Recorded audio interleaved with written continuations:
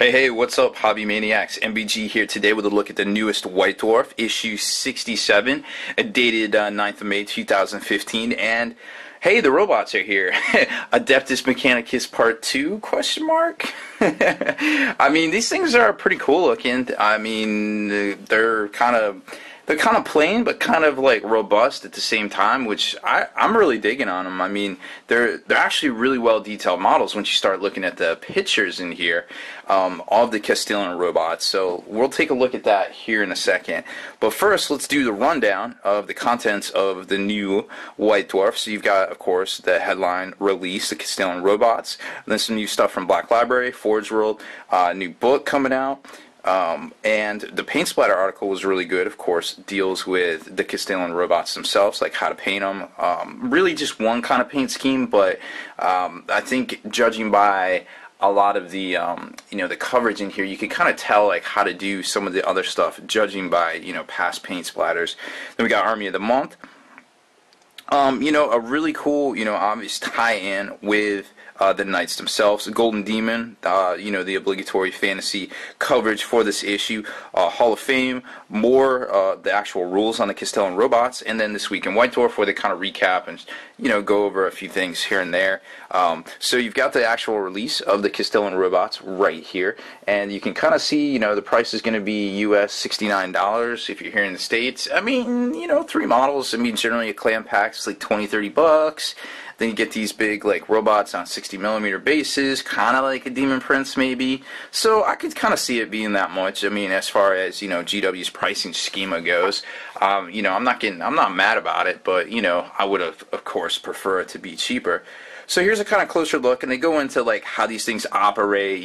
They work on data wafers, and artificial intelligence is outlawed, because of basically the age of strife was caused by the machines taking over, and then they got the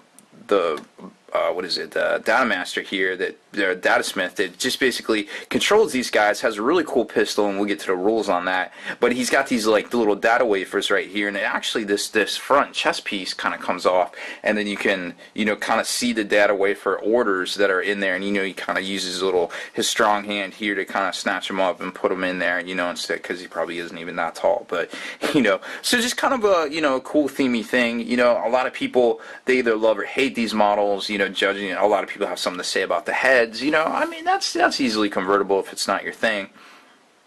A little close-up here of the actual, robots, where you can kind of see some of the armor plating, the different types of guns. Then you've got the fists, or, whatever particular weapon you want to do. I kind of like this, where they kind of have a static discharge right here, kind of like I guess like a Faraday box, kind of a little bit. In regards to that, like the whole thing where if you have a big metal box and you have stuff in it, the electromagnetic pulse goes over it. Supposedly, that the thing inside, the pulse will be dispersed by the magnetic box. Kind of the same principle in and of itself, but in the far future, things are a little different. So, but that's kind of cool, little attention to detail there. And then they get into the data smith right here too, kind of explaining how some of his stuff works. Obviously, he's not quite as big as these guys, so he would definitely have to use the little servo arm there to issue the orders into the little chest cavities there.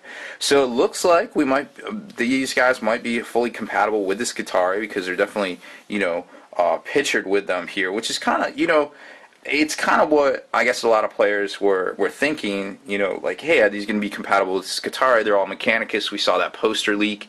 It seems like they're going in that direction, which is really nice to see, because it feels like this Guittari Codex was really missing the punch of some of this bigger stuff. Now we just see in the robots now, but some of those tracked vehicles look really interesting too. So there's that aspect of it. So now we're kind of seeing maybe it's all kind of coming together, and maybe the 2 books are really kind of like one book, but they kind of split it up because it's their first like new army. And I don't know the exact reasoning behind it. I'm only just spitballing in the dark there, but that definitely seems to be a valid strategy. That hey, why make one book when you can make 2? You can spread out the release, etc., etc. Maybe we'll see that in the future. Hard to say, but it's definitely a possibility if this is the precedent they're setting here. On to the paint splatter article.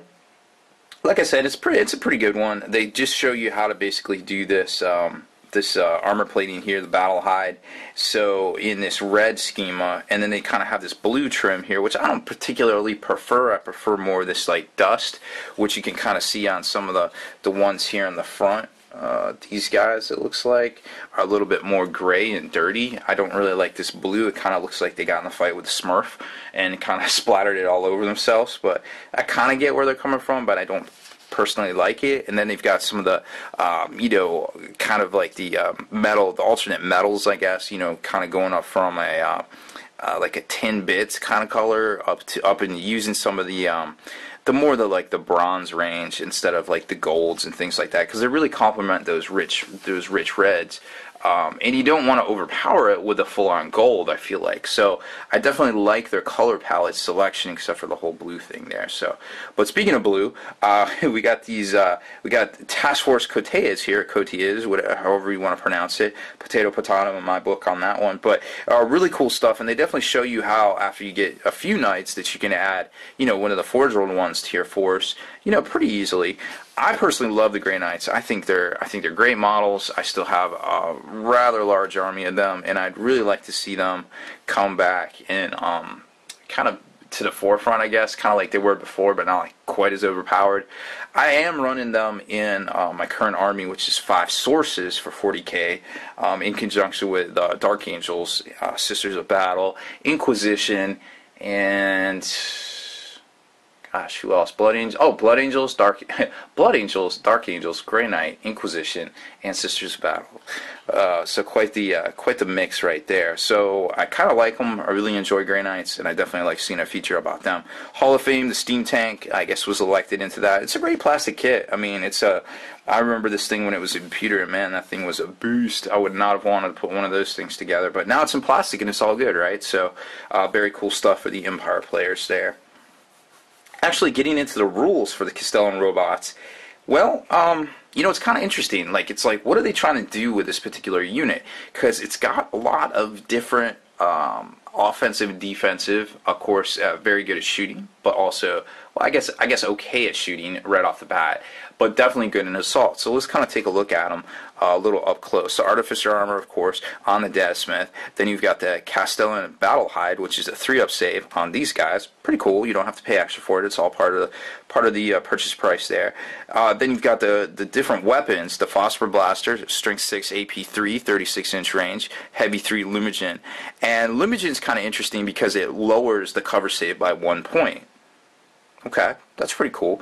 And then units can reroll the dice to determine the charge range against the affected unit, which is also cool because these guys are obviously want to get into assault. So it's kind of like something that's like a phosphor round or something like that. Not necessarily that it burns way hot, but that it marks the quarry, so to speak. So it kind of marks them. They can't really take cover because they got, like, I want to say, the super neon color, or maybe it's like some digital activator in their particular battle net, but just basically like blink, blink, blink, like in Call of Duty, like, oh, the dude's right there.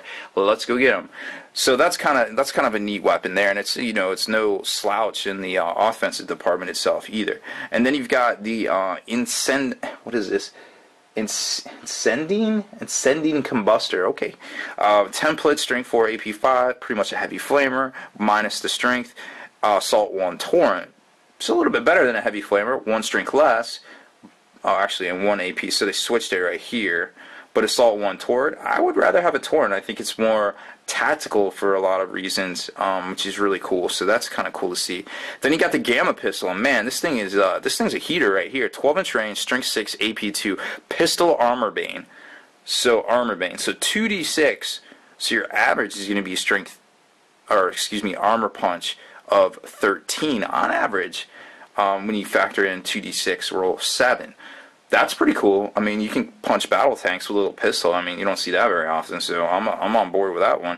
Then you got the Data Spike, Strength of User, Melee, Haywire. Seen a lot more Haywire with the Adeptus Mechanicus. Seen a lot of precision strikes, a lot of these special rules, Lumigen, stuff that does double wounds. So definitely pay attention to the devil is in the details, and these guys need all the help they can get with these small special rules to really function in that synergistic manner. So always take a look. There's always things to do. I played against the Skitarii player with that list, that army I was talking about, and man, let me tell you, that was a little rough. Like, he had a lot of answers and a lot of combos, and he forgot some stuff, which is fine because it's, you know, a brand new army. But I was like, man, if he had a little bit more experience with the army and was a little bit fluid with the rules, he would have definitely had me on the ropes. He had me on the ropes as it was, but he would have definitely had been able to deliver the knockout blow at any time, I feel like, with that list. I mean, it seems like the Scutari is really well rounded, and people aren't talking about it right now, which is really interesting. Everybody just wants to bitch about Eldar. And of course, I wrote a few articles about that, but we're going to focus on the positive next week, because there's plenty in the book that's great, but there's definitely some stuff that I feel like people need to be aware of, you know, in the short term. So getting to the actual unit itself, 290 points for basically the two guys in the Datasmith. You can add up to 4 more for 50 points a model, which I think is a fair price for a weapon skill 3, ballistic skill 3, strength 6, toughness 7, wound 3, initiative 2, okay, fine, 2 attack, leadership 7, 3 up save, monsters creature. So it's average. It's like, you know, a slightly watered down Demon Prince, definitely a watered down Wraith Knight, but it's still got some, you know, it's still got some offensive punch. We kind of talked about some of this stuff already. 2 Power Fists. Of course, it's got the heavy, you know, the heavy flamer wannabe that we talked about, the Incending Combustor. Then, of course, it's 3 up armor save as well, and of course, whatever main battle weapon you put on the top there. Now, we don't really know what these Canticles of the Almaziah are, but I suspect they worked kind of like, you know, the AdMech special rules, where you could +1 ballistic skill, -1, blah, blah, blah, blah, blah, stuff like that. So that would be really interesting to see, because once these guys just get a couple notches up, you know, that's really, really a good thing. When you start talking about stuff that's toughness 7 with multiple wounds, that really has, you know, a lot of offensive output here as far as that goes. And then, of course, you've got your protocols, which aren't part of any of this. So you can have feel no pain for a turn, you know, and you got to read the details here, because they don't quite work the way you think they would work. They kind of work, you say at the end of the turn, and then they activate at your turn, so it's a little bit of a delay, so you definitely want to keep an eye on that one. So you can, what is it? So you got Feel No Pain, which I'm definitely a fan of. The carapace amount of weapons, so they can fire their weapons twice. Okay, so now you got that Strength 6 AP3 one shooting a whole lot, right? If you decide to take it, the Phosphor Blaster. And then the first one here cannot double their attack characteristic, but cannot make shooting attacks. Okay, that's fair. So now you're going attacks 2, you got 2 Power Fists, 4, +1 for charging 5. Now you're talking, what, 10-ish, depending on how you do the multiplier. There's always been some points of contention on that as well, but I would say that you start at 4, you multiply it by 2, becomes 8 +1, because you usually take your base, but you know, it's hard to say what you want to do here. Double their attack characteristic, yeah, so it would go to 4. Then you get +1 for 2 Power Fists, that would be 5, +1 for charging.